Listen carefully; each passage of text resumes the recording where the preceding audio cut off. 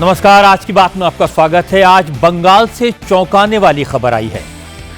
पश्चिम बंगाल की voter list का जो ड्राफ्ट सामने आया है उसमें 58 लाख से ज्यादा लोगों के वोट कटे हैं। और हैरान करने वाली बात यह है कि पश्चिम बंगाल में 1,90,00,000 से ज्यादा वोटर्स को सस्पिशियस कैटेगरी में रखा गया है। बंगाल की वोटर लिस्ट के ड्राफ्ट रूल के मुताबिक कुल वोटर्स की संख्या करीब 7,66,00,000 है। अगर इनमें भी 1,90,00,000 वोटर संदेह के दायरे में हैं तो यह बहुत बड़ा नंबर है। दावा किया जा रहा है कि इन 1,90,00,000 लोगों में बड़ी संख्या में बांग्लादेशी घुसपैठिए हो सकते हैं।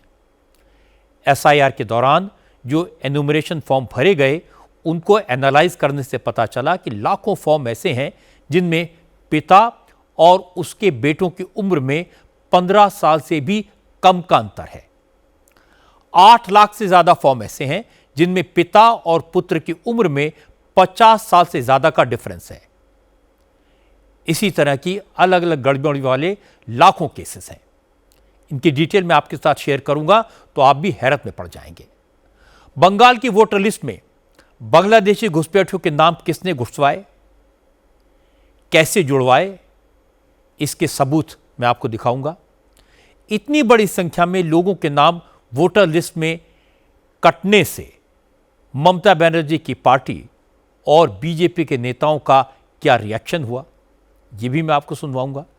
लेकिन सबसे पहले बात कर लेते हैं वोटर लिस्ट में सस्पिशियस कैटेगरी में डाले गए 1,90,00,000 नामों की। बंगाल में इतनी बड़ी तादाद में लोगों को सस्पिशियस कैटेगरी में इसलिए रखा गया क्योंकि इन लोगों ने एनुमरेशन फॉर्म में जो जानकारी दी है वो संदेह पैदा करती है। चुनाव आयोग को करीब 12 लाख ऐसे फॉर्म मिले जिनमें पिता और बच्चे की उम्र का अंतर 15 साल से कम है। क्योंकि हमारे देश में शादी की कानूनी उम्र 18 साल है, इसलिए पिता और बच्चे की उम्र में 15 साल का फर्क कैसे हो सकता है। इसी तरह 8,77,000 से ज्यादा ऐसे फॉर्म हैं जिनमें पेरेंट्स और बच्चों की उम्र का अंतर 50 साल से ज्यादा है। अब यह भी संभव नहीं है। 3 लाख से ज्यादा ऐसे फॉर्म मिले जिनमें दादा दादी और पोते पोती की उम्र का अंतर 40 साल से कम है। करीब 85 लाख फॉर्म ऐसे हैं जिनमें पिता का नाम या तो है ही नहीं या फिर रिकॉर्ड से मैच नहीं हो रहा। डेटा एनालाइज किया तो पता चला कि 24 लाख से ज्यादा ऐसे फॉर्म हैं जिनमें बच्चों की संख्या 6 या उससे ज्यादा है। एसआईआर के दौरान 45 साल से ज्यादा उम्र के करीब 20 लाख लोगों ने पहली बार वोटर लिस्ट में अपना नाम डलवाने के लिए अप्लाई किया है। इन सारे केसेस को सस्पिशियस कैटेगरी में रखा गया है। अब चुनाव आयोग डिस्ट्रिक्ट वाइज ऐसे सारे मामलों की जांच करा रहा है, जिससे अगर डेटा एंट्री में गड़बड़ी हुई है तो सुधारा जा सके। अगर वाकई में ये लोग फर्जी वोटर हैं या फिर घुसपैठिए हैं तो उनकी पहचान की जा सके। बंगाल में जिन 1,90,00,000 लोगों को सस्पिशियस कैटेगरी में रखा गया है उन सबको नोटिस भेजा गया है। उन्हें अपनी बात कहने का, सफाई देने का मौका दिया जाएगा। लेकिन इंडिया टीवी के रिपोर्टर्स ने ग्राउंड पर इस तरह के कुछ केसेस की पड़ताल की तो जो सच सामने आया वो हैरान करने वाला है। बंगाल के बर्धमान जिले में हमारे संवाददाता उस परिवार के पास पहुंचे जिसके एन्यूमरेशन फॉर्म के मुताबिक पिता की उम्र 63 साल है, जबकि उसके 2 बेटों की उम्र 59 और 58 साल की है। पिता और बेटी की उम्र में सिर्फ 4 साल का फासला है।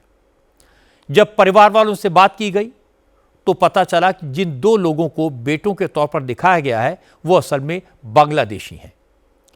बर्धमान जिले के शीतल गांव, वहां की जो बूथ वोटर लिस्ट है उसमें सरोज मांझी की उम्र 63 साल दर्ज है, जबकि उनके एक बेटे लक्ष्मी मांझी की उम्र 59 साल और दूसरे बेटे सागर मांझी की उम्र 58 साल लिखी हुई है।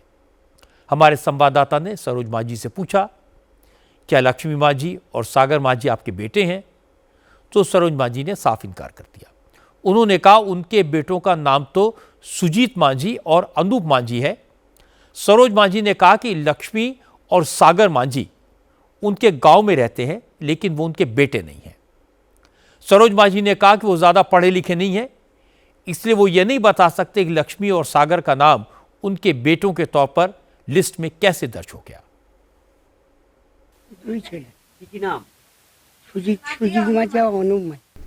मेरे दो बेटे हैं, सुरजीत माझी और अनूप माझी।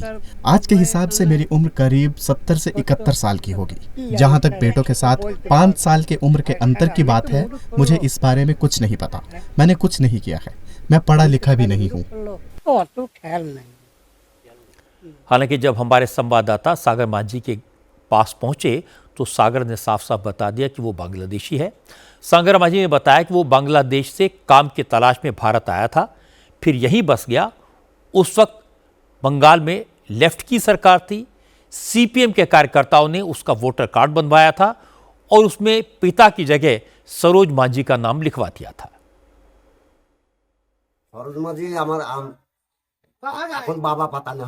सरोज माझी मेरा असली पिता नहीं है।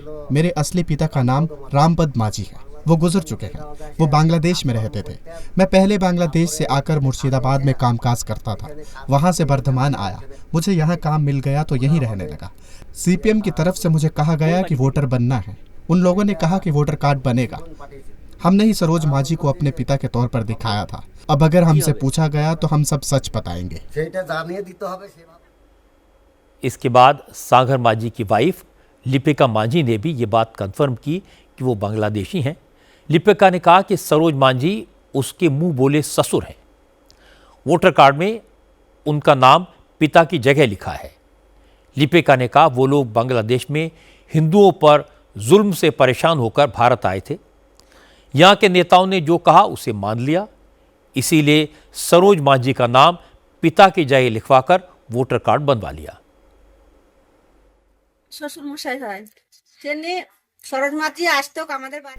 वो मेरे असली ससुर नहीं, मुंह बोले ससुर हैं। सरोज मांझी हमारे घर पर आते जाते रहते थे। हम यहाँ बहुत दिन से रहते हैं। बांग्लादेश से अत्याचार के कारण यहाँ आए थे। हमसे कहा गया कि वोटर लिस्ट में आपका नाम डाल दे, तो हम राजी हो गए। वैसे बहुत सारे केसेस हैं जो इस बात को क्लियर करते हैं कि बंगाल में बड़ी संख्या में बांग्लादेशी घुसपैठियों के नाम वोटर लिस्ट में शामिल हैं, लेकिन 1,90,00,000 से ज्यादा सस्पिशियस वोटर की पहचान और 58 लाख से ज्यादा लोगों के नाम वोटर लिस्ट से कटने पर ममता बनर्जी और उनकी पार्टी दोनों परेशान हैं। जिन लोगों के नाम वोटर लिस्ट से काटे गए उसकी प्रॉपर वजह चुनाव आयोग ने बताई है। इलेक्शन कमीशन का दावा है कि बंगाल में जिन 58 लाख वोटर्स के नाम काटे हैं उनमें 24 लाख से ज्यादा की तो मौत हो चुकी है, वो इस दुनिया में है ही नहीं। 20 लाख ऐसे लोगों के नाम वोटर लिस्ट में थे जो दूसरे राज्यों में पलायन कर गए हैं। 1,38,000 से ज्यादा लोग ऐसे मिले जिनके नाम पर 2 या उससे भी ज्यादा वोट बने हुए थे और 12,20,000 वोटर्स को ट्रेस नहीं किया जा सका, इसलिए उनका नाम वोटर लिस्ट से हटाया गया। इंटरेस्टिंग बात यह कि बंगाल में वोटर लिस्ट में सबसे ज्यादा नाम नॉर्थ और साउथ परगना इलाके में कम किए गए। दोनों जिलों में करीब 8-8 लाख वोटर के नाम लिस्ट से हटाए गए। लेकिन एसआईआर के बाद बंगाल में वोटर लिस्ट में कुछ गलतियां भी सामने आई हैं। कोलकाता के न्यू अलीपुर में सुखदेव रूपराय नाम के शख्स का दावा है कि उनका नाम 2002 की वोटर लिस्ट में था, लेकिन एसआईआर के दौरान उनका फॉर्म नहीं आया। अब उन्होंने बीएलओ से पूछा तो पता लगा उनका नाम डेड कैटेगरी में डाल दिया गया है। लेकिन हैरानी की बात है कि सुखदेव की मदर का फॉर्म आया है। उनकी मां की मौत 2024 में हो चुकी है। यहाँ पर जो बीएलओ का लोग आया था वहाँ पर बोला है जे आपका एसआईआर फॉर्म नहीं आया। मैं बोला है क्यों? बोला है आपको यहाँ पर डेड कर दिया। बोला है जे आपका मामी जो डेड हो गया उसको जिंदा कर दिया और मेरे को मार दिया, इसलिए मेरा एसआईआर फॉर्म नहीं आया है। मेरा को कुछ नहीं बोला। बोला देख रहे हैं हम माने क्या कर सकते हैं। हम अभी तो जाएंगे बीएलओ को वहाँ पर कोशिश करेंगे, जो करेंगे क्या होगा नहीं होगा पूछेंगे। तो बहुत ज़्यादा टेंशन हो रहा है जो हम जिंदा है यहाँ पर डेट कर दिया तो हमका बांग्लादेशी है। अभिषेक बैनर्जी ने आज यही मुद्दा उठाया। उन्होंने कहा कि तृणमूल कांग्रेस के बहुत से नेता और कार्यकर्ता ऐसे हैं जो जिंदा हैं, लेकिन वोटर लिस्ट रिवाइज करते समय उन्हें डेड डिक्लेयर कर दिया गया। अभिषेक बैनर्जी ने कहा, अगर पिछले चुनाव में वोटर फर्जी थे तो फिर उनके वोट से चल रही मोदी सरकार भी फर्जी है। एक आप देखेंगे कि हमारे दानकुनी में 18 नंबर वार्ड का काउंसिलर है, उसका नाम उसको दिखा दिया है डेथ, उसको डेड कर दिया है। तो जिंदा आदमी को अगर डेड बना दिया है तो एसआईआर का क्या इम्पोर्टेंस है और क्या यूटिलिटी है, ये सब आपके सामने है। और जिस एसआईआर के आधार पे देश का प्रधानमंत्री, देश का गृह मंत्री, देश का सरकार और पूरा देश का कैबिनेट चुन के आया है, वो कह रहे हैं कि भाई आप इल्लीगल हो, हम लीगल हो। भाई अगर वोटर्स इल्लीगल है तो प्राइम मिनिस्टर भी इल्लीगल है। अगर जनता इल्लीगल है तो इस जनता ने जिसको चुना है वो भी इल्लीगल है। एसआईआर की ड्राफ्ट वोटर लिस्ट ने ममता बनर्जी को भी टेंशन में डाल दिया है, क्योंकि ममता बनर्जी जिस भवानीपुर असेंबली सीट से चुनाव जीती हैं, उस सीट पर भी 44,787 लोगों के नाम वोटर लिस्ट से काटे गए हैं। जैसे इंफॉर्मेशन सामने आई, वैसे ही ममता बनर्जी ने तृणमूल कांग्रेस के बूथ लेवल एजेंट्स को अलर्ट किया। उनके साथ मीटिंग करके उन्हें निर्देश दिया कि अब भी वक्त है, तृणमूल कांग्रेस के कार्यकर्ता भवानीपुर में घर घर जाएं, जिन लोगों के नाम वोटर लिस्ट से कटे हैं उनकी लीगल हेल्प करें और ये सुनिश्चित करें कि एक भी वैलिड वोटर का नाम छूटना नहीं चाहिए। बंगाल में विपक्ष के नेता शुभेंदु अधिकारी ने जिस नंदीग्राम सीट पर ममता बनर्जी को चुनाव हराया था, उस नंदीग्राम सीट पर भी 10,000 से ज्यादा लोगों के नाम वोटर लिस्ट से काटे गए हैं। हालांकि बीजेपी ने बंगाल में इतनी बड़ी संख्या में लोगों के नाम वोटर लिस्ट से कटने के लिए ममता बनर्जी को ही जिम्मेदार ठहरा दिया। केंद्रीय मंत्री सुकांत मजूमदार ने कहा कि ममता ने ही लोगों को फॉर्म न भरने के लिए उकसाया था, इसलिए बहुत से लोगों के नाम वोटर लिस्ट से कटे हुए। ये दर्शाता है कि लास्ट कुछ सालों में ममता बनर्जी के भी असेंबली कॉन्स्टिट्यूएंसी में जो मृत वोटर है, dead voter, shifted voter, double entry, इस तरीके की नाम काटे नहीं गए, उसमें रहने दिया गया और फेक वोटिंग कराने की वोट से ही जीतते थे। अब डर रही है कि अगर इतने सारे नाम कट जाएंगे, क्योंकि जो है नहीं एक्चुअल में, वास्तव में वो नाम ही नहीं है, ही नहीं, मृत है या डेड है, तो उनके नाम से तो फेक वोटिंग नहीं कर पाएंगे ममता बनर्जी और उनके जो चेले चपेटे। जो चिंता के विषय मुझे लगता है कि लगभग 1 करोड़ से भी ज़्यादा लोग संदिग्ध तालिका में हैं इलेक्शन कमीशन से, ऐसा इंफॉर्मेशन प्राप्त हो। इसमें बहुत सारे लोग रहेंगे जो हिंदू रिफ्यूजी है, जो बांग्लादेश से आए हुए हैं। ओपन में ममता बनर्जी ने बोला कि आप फॉर्म फिलअप मत करो। सही समय में सीए में फॉर्म फिलअप नहीं करने के कारण बहुत सारे लोगों को नागरिकता नहीं मिली अभी तक। अगर उनका नाम एसआईआर के दौरान कट जाता है इलेक्शन वोटर रोल से, इलेक्टोरल रोल से, तो इसके लिए ममता बनर्जी को रिस्पॉन्सिबिलिटी लेना पड़ेगा, क्योंकि ममता बनर्जी ने उनको एडवाइस दिया था कि आप सीए का फॉर्म फिलअप मत करिए। अब मैं आपको इसका दूसरा पक्ष सुनवाता हूं। सुकांत मजूमदार को जवाब दिया कल्याण बनर्जी ने। उन्होंने कहा कि वोटर लिस्ट में लाखों लोगों को डेड डिक्लेयर कर दिया गया है, ये सरासर गलत है। एसआईआर का प्रोसेस घुसपैठियों को निकालने के लिए शुरू किया गया था, लेकिन चुनाव आयोग को कोई घुसपैठिया नहीं मिला। अब इधर उधर की बातें की जा रही हैं। सूर्य बोल के एक तो डानकुनी में काउंसिलर है, उनको डेट बोल दिया। सब फालतू कुछ बनाया है वो हम देखेंगे। ऐसा बहुत है, कुछ तो डेथ होगा ही, वो तो ठीक है, वो उसमें कोई असुविधा नहीं है। लेकिन जेन्युइन आदमी को जब डेथ डिक्लेयर कर देगा, वो तो गलत बात है ना। काउंसिलर है, उसको डेथ, यही तो है हमारा हम लोग का election commission. He is making the entire thing into A mockery. एक घुसपैठिया मिला। ये लोग जो बोल रहे थे 1 कोटी रोहिंग्या है, तो एक आदमी मिला घुसपैठिया बंगाल में।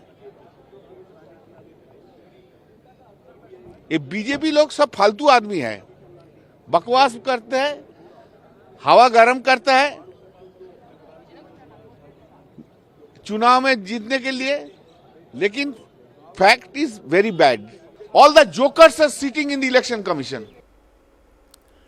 तृणमूल कांग्रेस के नेता वोटर लिस्ट के ड्राफ्ट पर सवाल उठा रहे हैं, इलेक्शन कमीशन का मजाक उड़ा रहे हैं, लेकिन योगी आदित्यनाथ ने कहा कि जो लोग एसआईआर का विरोध कर रहे हैं वो इस सवाल का जवाब क्यों नहीं देते कि कोई 10 साल की उम्र में पिता और 40 साल की उम्र में दादा कैसे बन सकता है। एक जगह तो ये भी मैंने देखा, एक सज्जन का नाम था, उसकी उम्र 20 साल, उसके पिता की उम्र 30 साल और उसके ग्रैंडफादर की उम्र 40 साल। तो मैंने कहा ये कौन नए नमूने आ गए। देखो आप जब देखेंगे तब आप मुझे बताइए 10 साल की उम्र में किसी का बच्चा होगा क्या? लेकिन यह भी फॉर्म भरा गया है, यानी बेटे की उम्र 20 साल, बाप की उम्र 30 साल और उसके ग्रैंडफादर की उम्र 40 साल। तो मैंने कहा तब तो ये कई पीढ़ियां देख चुके होंगे भाई। आप मुझे बताओ अगर सबसे बड़ा व्यक्ति 90 साल का होगा तो इताई उससे पहले तो कई पीढ़ियां होंगी, वो तो पूरा गांव ही एक परिवार बसा देगा, एक ही परिवार गांव बसा देगा। ये तो सच है कि बंगाल में बड़ी संख्या में बांग्लादेशी घुसपैठिए बसे हुए हैं। आज से नहीं 50 साल से घुसपैठ हो रही है, ये बात सब जानते हैं। जब बंगाल में लेफ्ट की सरकार थी तब लेफ्ट के नेता घुसपैठियों को बसाते थे, उनके राशन कार्ड बनवाते थे, वोटर कार्ड बनवाते थे। ये काम लेफ्ट फ्रंट की सरकार जाने के बाद भी जारी रहा। बंगाल में घुसपैठियों के बसने की बात जानते सब हैं, लेकिन बोलता कोई नहीं। 2006 में जब कांग्रेस की सरकार थी, उस वक्त के होम मिनिस्टर ने पार्लियामेंट में कबूल किया था कि देश में बांग्लादेशी घुसपैठियों की संख्या 2 करोड़ से ज्यादा है। लेकिन उनकी पहचान कैसे होगी, घुसपैठियों को देश से बाहर कैसे निकाला जाएगा, इसकी बात उस जमाने में कोई नहीं करता था। अब एसआईआर हुआ, असलियत सामने आई, सबूत के साथ सामने आई। इसका असर बंगाल के सियासी समीकरणों पर भी पड़ेगा। इसीलिए ममता बनर्जी एसआईआर को लेकर इतनी परेशान हैं, इतनी नाराज हैं। एसआईआर को लेकर दिक्कतें उत्तर प्रदेश में भी आ रही हैं, लेकिन किसी भी जेन्युइन वोटर का नाम छूट ना जाए, इसके लिए पूरा प्रशासन लगा है। एग्जाम्पल के तौर पर गाजियाबाद में अभी भी 35% वोटर्स का फॉर्म वापस नहीं आया है। इनमें से 15% परमानेंटली शिफ्ट हो चुके हैं, 15% अनट्रेसेबल हैं। असल में गाजियाबाद और नोएडा जैसे शहरों में आबादी का एक बड़ा हिस्सा नौकरी के हिसाब से जगह बदलता रहता है। सोसाइटीज में रहने वाले लोगों में ज़्यादातर किराए के घरों में रहते हैं, वो भी सोसाइटी बदलते रहते हैं, पता बदल जाता है। गाजियाबाद की एक सोसाइटी में जब हमारे संवाददाता भास्कर मिश्रा पहुंचे तो पता लगा कि वहां 987 वोटर्स हैं, लेकिन सिर्फ 606 फॉर्म ही वापस आए। आरडब्ल्यू मेंबर वीरेंद्र सिंह ने बताया कि जिन लोगों के फॉर्म वापस नहीं आए हैं वो या तो सोसाइटी छोड़कर कहीं और शिफ्ट हो गए हैं या फिर उनकी मौत हो गई है। इसलिए अब वोटर लिस्ट में सिर्फ 606 लोगों के नाम ही आएंगे। ऐसा होता है कि बहुत से लोग रेंटल होते हैं और वो शिफ्ट कर जाते हैं, और कुछ लोग ऐसा भी हुआ है कि वर्तमान में जो या तो डिमाइस कर गए या कहीं और चले गए, और जिनके कि किसी और मतदान केंद्र में नाम है या कहीं और नाम है। तो इस तरह से, मगर अभी तक जो है हमारे पास सिर्फ 15 ही हैं जो जिनका हम इंतज़ार कर रहे हैं। रेस्ट हमारा क्लियर हो चुका है, या तो वो हैं और उनका फुलफ़िल कर दिया गया है या वो शिफ्ट आउट हो चुके हैं। हमारे पास बहुत सारे लोग नए आए हैं, मगर फिर उनको बताया जाता है कि भाई आप प्रपत्र 6 भरिए, और क्योंकि अभी तो आप पुरानी वाली लिस्ट में है नहीं, तो आपकी वेरिफिकेशन तो उस हिसाब से की नहीं जा सकती। आप नया फॉर्म भरिए और उसमें जो भी हमारी हेल्प हो सकती है थ्रू BLO एंड नॉट की तरह उनकी कराई जा रही है। गाजियाबाद जिले में एसआईआर के nodal officer ADM Saurabh Bhatt ने बताया कि गाजियाबाद में इंडस्ट्रियल एरिया है, यहाँ बड़ी संख्या में ऐसे मजदूर भी हैं जो फैक्ट्रियों में काम करते हैं, झुग्गियों में रहते हैं। ये लोग माइग्रेट करते रहते हैं। इनमें बहुत सारे लोगों ने एन्यूमरेशन फॉर्म नहीं भरा है, इसीलिए एसआईआर के फॉर्म वापस आने का फिगर कम दिखाई दे रहा है। हमारे यहाँ जो बड़ी संख्या में एब्सेंट और परमानेंटली शिफ्टेड वोटर्स हैं उनके लिए हम लोगों ने सभी BLO जो हमारे बूथ लेवल ऑफिसर्स हैं और जो BLA हैं हमारे बूथ लेवल एजेंट हैं जो कि पॉलिटिकल पार्टी से संबंध रखते हैं, करीब 10,584 की संख्या में हैं। तो इनको हमने इनको सारी वो सूची उपलब्ध कराई है जो अभी तक परमानेंटली शिफ्टेड और एब्सेंट वोटर्स की है, और हमने अपने BLOs को भी इंस्ट्रक्ट कर रखा है कि जो भी एब्सेंट ASDD की सूची है उसका पुनः सत्यापन वो फील्ड में जाके करेंगे। सबसे बड़ी समस्या ये होती है कि जो हमारे इंडस्ट्रियल लेबर्स हैं वो शिफ्ट कर जाते हैं अपनी कार्य की सुगमता और सुलभता के हिसाब से। बहुत सारी हमारे हाई राइज सोसाइटीज़ हैं, हाई राइज सोसाइटीज़ में भी यही इशू रहता है कि लोग अपनी सहूलियत के हिसाब से शिफ्ट करते हैं और उन्होंने कभी इसकी चेष्टा नहीं की कि वे अपना पता आदि बदलवाएं। उत्तर प्रदेश से SIR को लेकर मेरी जानकारी ये है कि जहां जहां मुस्लिम डोमिनेटेड इलाके हैं वहां लोगों ने जमकर फॉर्म भरे हैं, अपने नाम वोटर लिस्ट में ऐड करवाए हैं और यह इंश्योर किया है कि किसी का नाम न कटे। इस काम में मुस्लिम संगठनों ने प्रोएक्टिव होकर काम किया है। मस्जिदों से भी SIR के लिए लोगों को प्रोत्साहित किया गया, ये अच्छी बात है। दूसरी तरफ हिंदू बहुल इलाकों में SIR पर बहुत ज़्यादा ध्यान नहीं दिया गया। किसका नाम कटा है, किसका नाम शामिल हुआ है, इसकी लोगों ने ज़्यादा परवाह नहीं की। अब BJP के नेताओं की इसकी चिंता हुई है और पार्टी ने अपने संगठन के लोगों से वोटर लिस्ट पर ध्यान देने को कहा है। 2 दिन पहले योगी आदित्यनाथ ने इस बात को कंफर्म किया था। उन्हें लगता है कि जिन इलाकों में लोगों के वोट काटे गए उनमें 90% BJP के वोटर्स हैं। अब योगी ने भी संगठन से इस पर जोर लगाने को कहा है। आज यूपी के शामली से एक दिल दहलाने वाली खबर आई। शामली में मोहम्मद फारूक नाम के एक शख्स ने अपनी पत्नी की हत्या सिर्फ इसलिए कर दी क्योंकि वो बिना बुर्का पहने घर से बाहर चली गई। इसके बाद मोहम्मद फारूक ने अपनी 2 बेटियों को इसलिए मार डाला क्योंकि बेटियों ने पिता को मां की हत्या करते हुए देख लिया था। मोहम्मद फारूक ने अपनी वाइफ और 2 बेटियों को मारकर घर में दफना दिया। यह रोंगटे खड़े करने वाली वारदात शामली के गढ़ी दौलत गांव की है। मोहम्मद फारूक इस गांव में अपनी वाइफ और 5 बच्चों के साथ रहता था।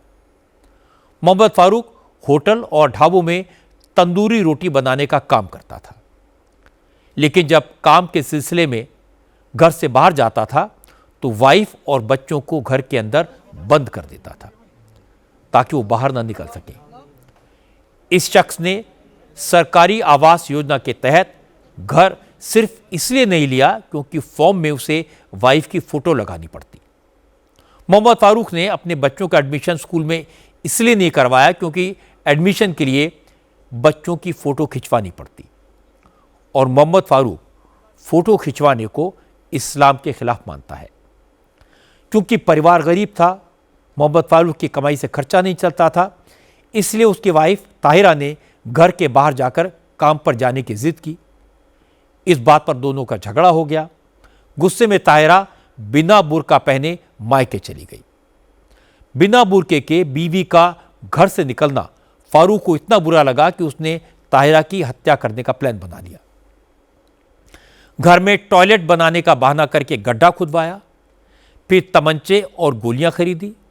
जब मर्डर और लाश को ठिकाने लगाने का सारा इंतजाम हो गया तो मोहम्मद फारूक ताहिरा को मायके से वापस लाया और 9 और 10 दिसंबर की रात उसने बीवी को गोली मार दी।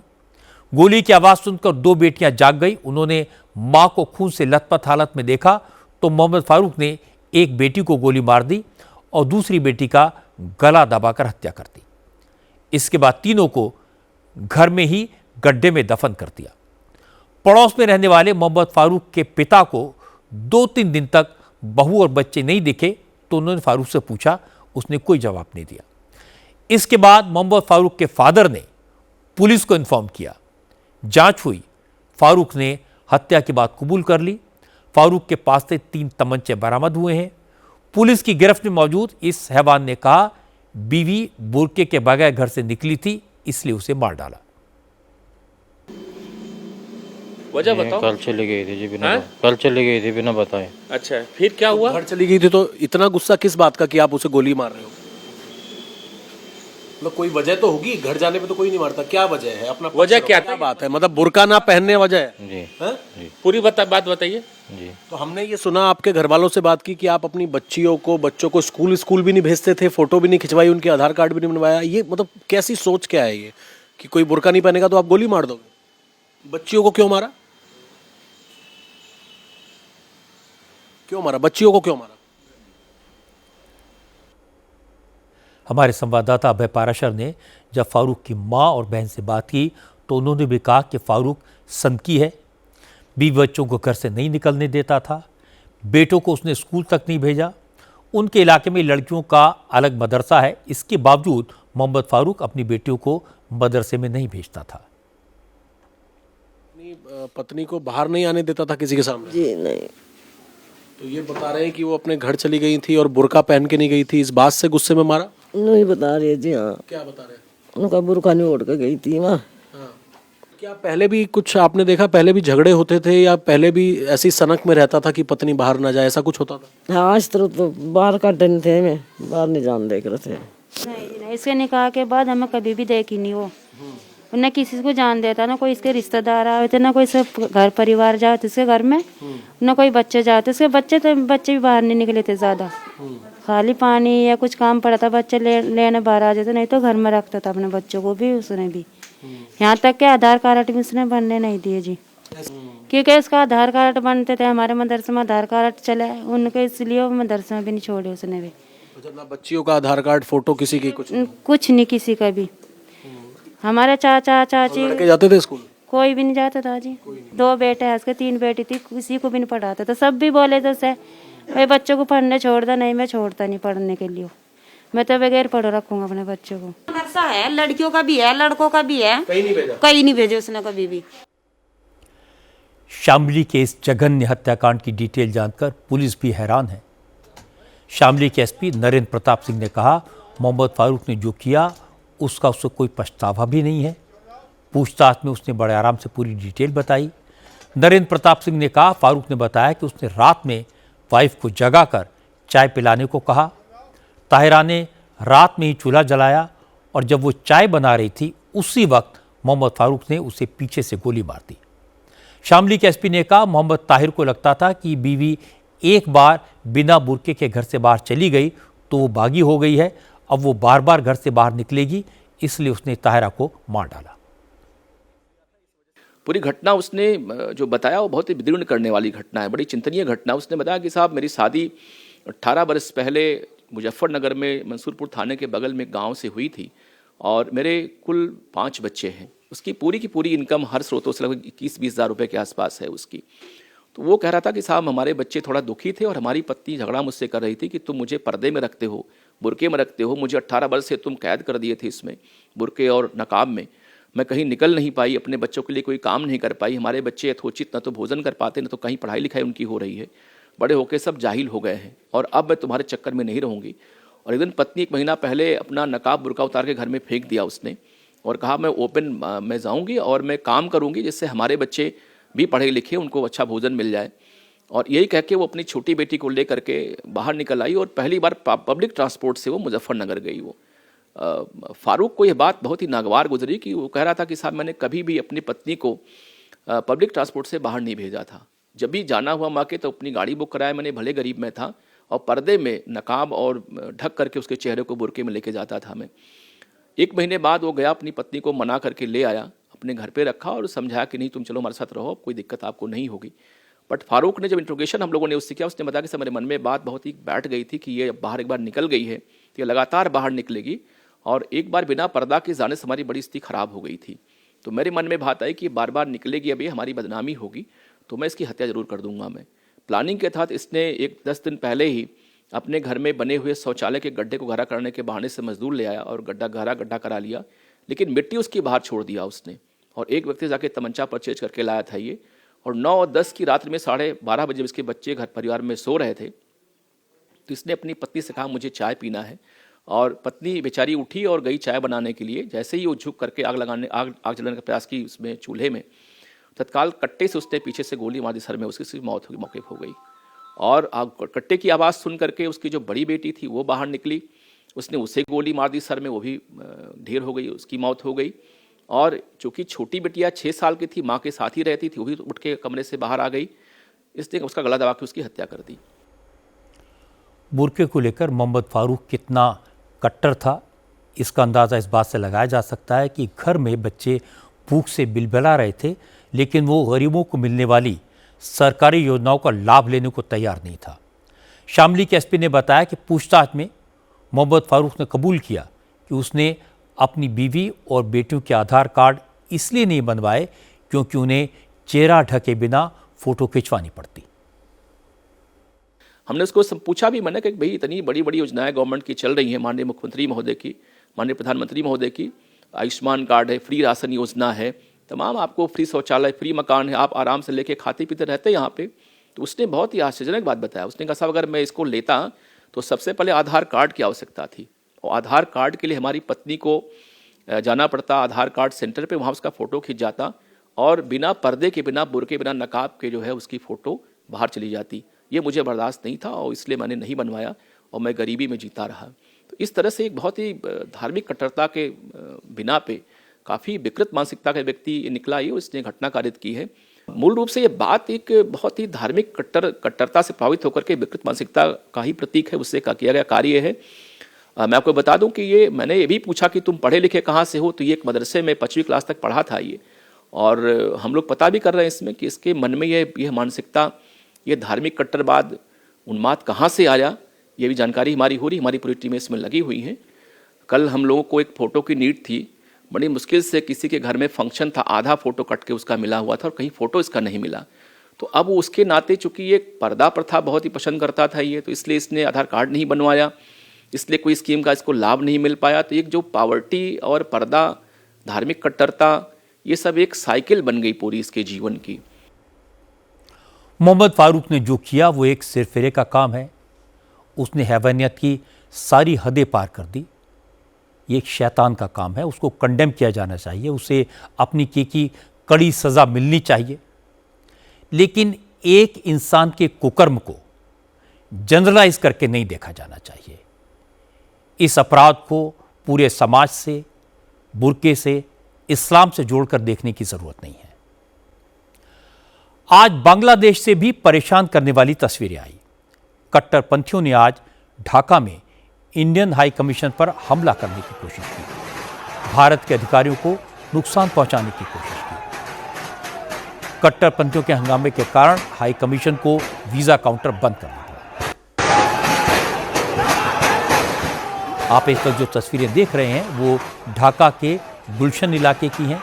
ये इलाका हाई सिक्योरिटी डिप्लोमेटिक जोन है, लेकिन आज हज़ारों की संख्या में कट्टरपंथी जमात के लोग इस इलाके में इकट्ठा हुए, बैरिकेड को तोड़कर इंडियन हाई कमीशन की तरफ बढ़ने की कोशिश की।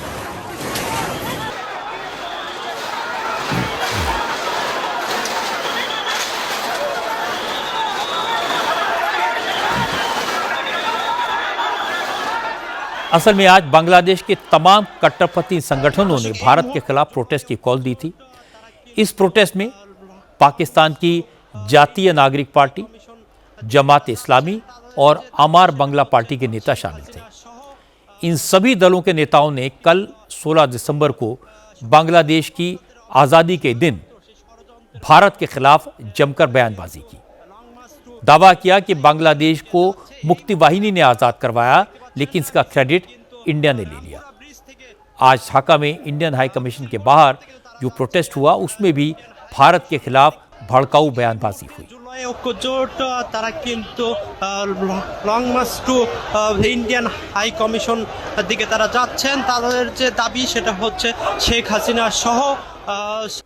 बांग्लादेश में फरवरी में चुनाव होने हैं और बांग्लादेश के कट्टरपंथी भारत के खिलाफ बयानबाजी करके चुनावी माहौल बनाने की कोशिश कर रहे हैं। कट्टरपंथी दावा कर रहे हैं कि शेख हसीना ने भारत की मदद से ही बांग्लादेश में जमात के लोगों पर जुल्म किए। अब किसी भी कीमत पर भारत को बेगम शेख हसीना को बांग्लादेश के हवाले करना होगा।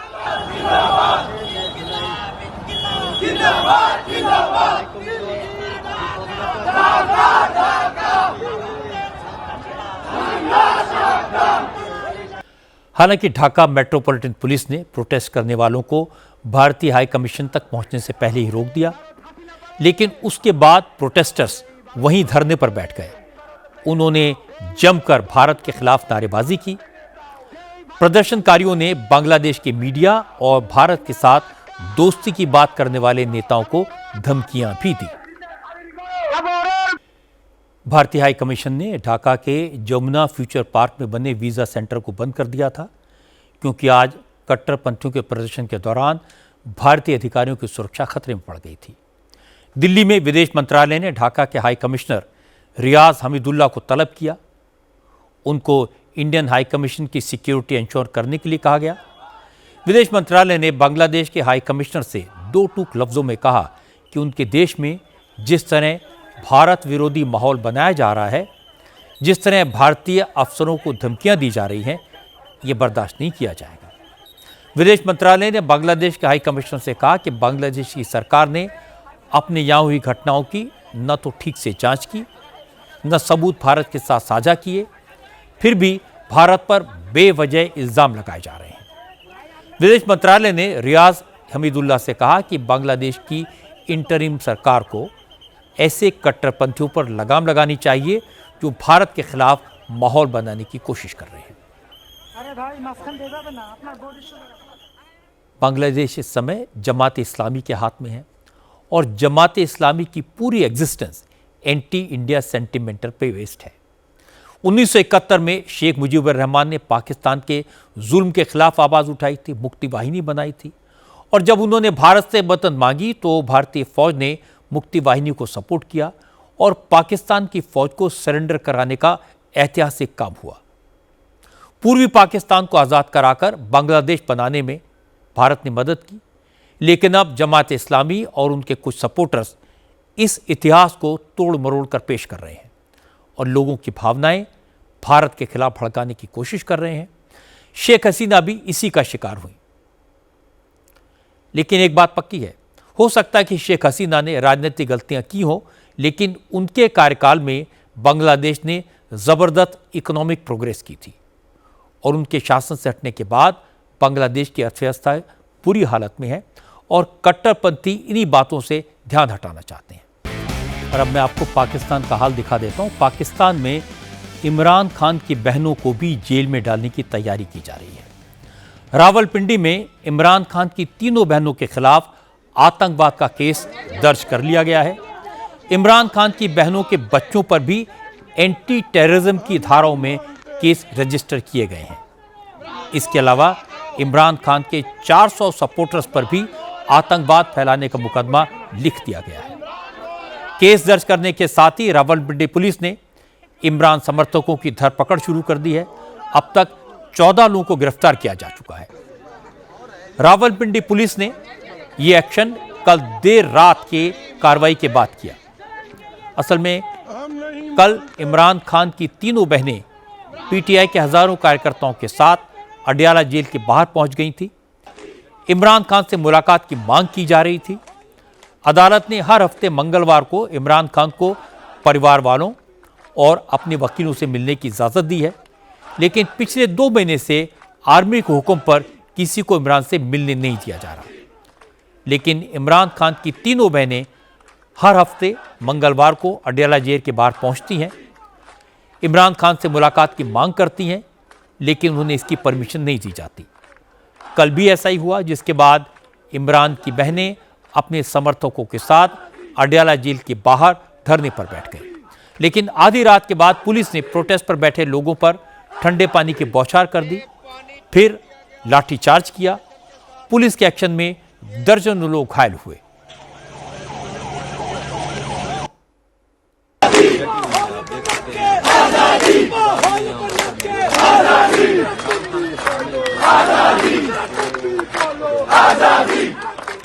उधर से पुलिस भी आ गई है अरेस्ट करने के लिए, बस उसको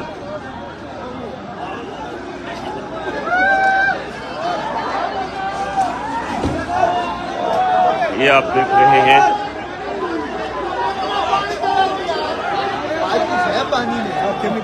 कोई चीज़ है वो केमिकल वाला पानी कहते हैं, कोई हरी मिर्च वगैरह भी शामिल की हुई है, कोई केमिकल।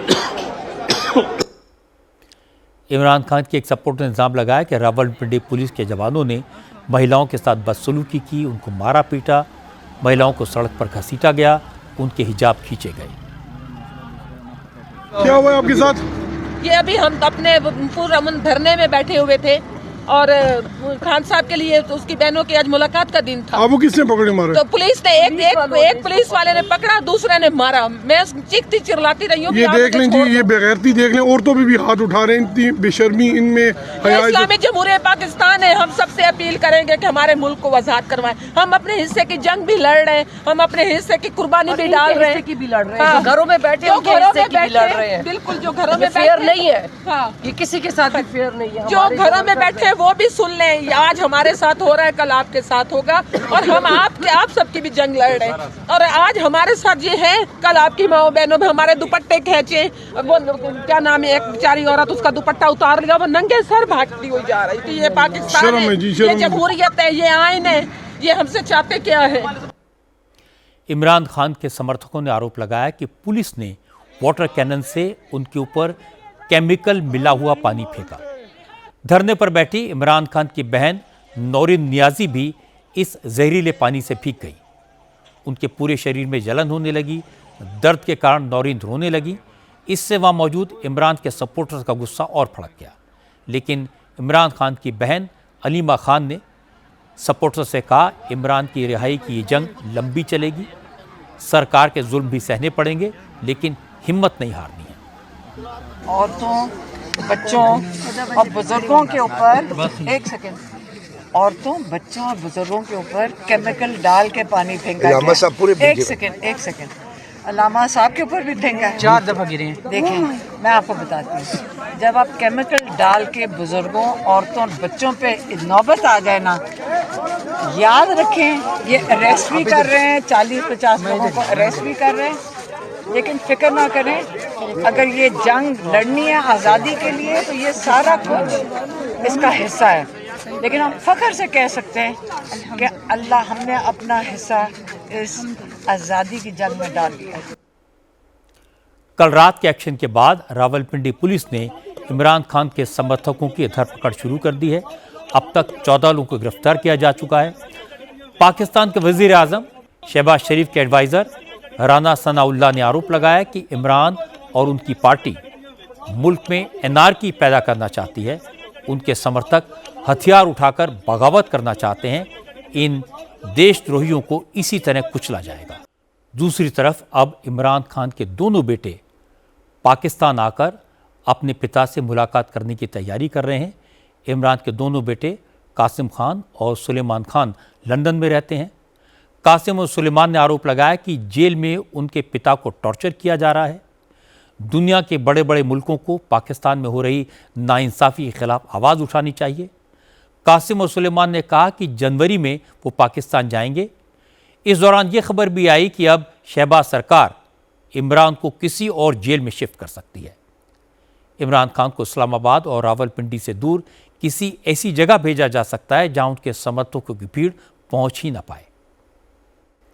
इसमें कोई शक नहीं कि पाकिस्तान में लोगों का सेंटिमेंट इमरान खान के साथ है, लेकिन वहाँ की जनता के इन जज्बात की पाकिस्तान की हुकूमत को कोई परवाह नहीं है। ये भी सही है कि इमरान खान के साथ जुल्म हुआ है। उन्हें लगातार जेल में रखकर उन्हें और उनकी पार्टी को ख़त्म करने की कोशिश की जा रही है। लेकिन इमरान के साथ जितनी नाइंसाफ़ी होगी, पब्लिक माइंड में वो उतने ही मजबूत होते जाएंगे। सबसे बड़ी चिंता की बात यह है कि क्या आसिम मुनीर झूठे केसेस का सहारा लेकर इमरान को फांसी पर तो नहीं लटका देंगे। पाकिस्तान का इतिहास गवाह है कि पॉलिटिकल राइवल्स को कभी जेल में डाला गया, कभी देश निकाला दे दिया गया, तो कभी फांसी के तख्ते पर चढ़ा दिया गया। ट्रेन से सफ़र करने वालों के लिए एक अच्छी खबर आई है।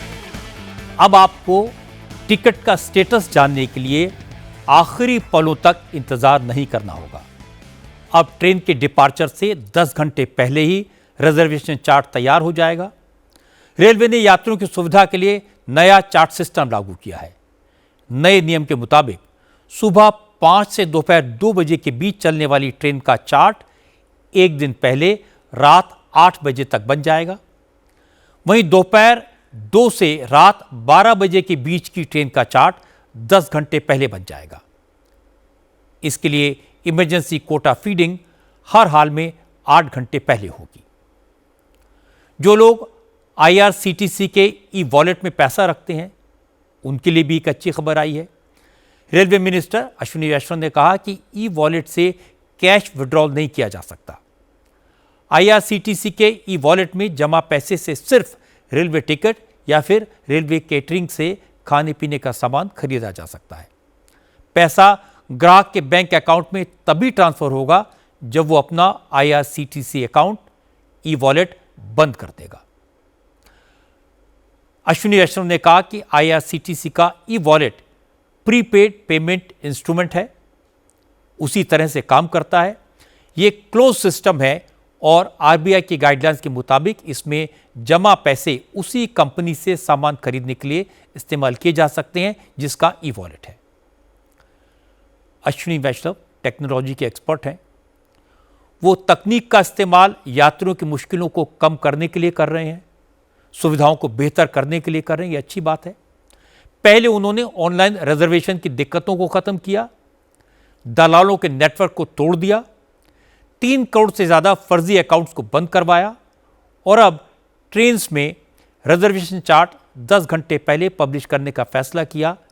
इसका यात्रियों को फायदा होगा। और आखिर में एक नजर कल की बड़ी खबरों पर।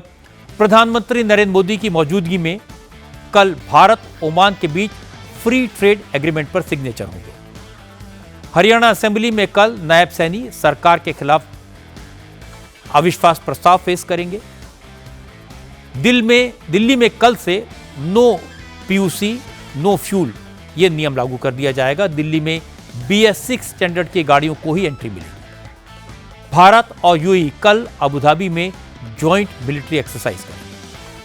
आज की बात में इतना ही। मेरी आपसे अगली मुलाकात कल रात 9 बजे होगी।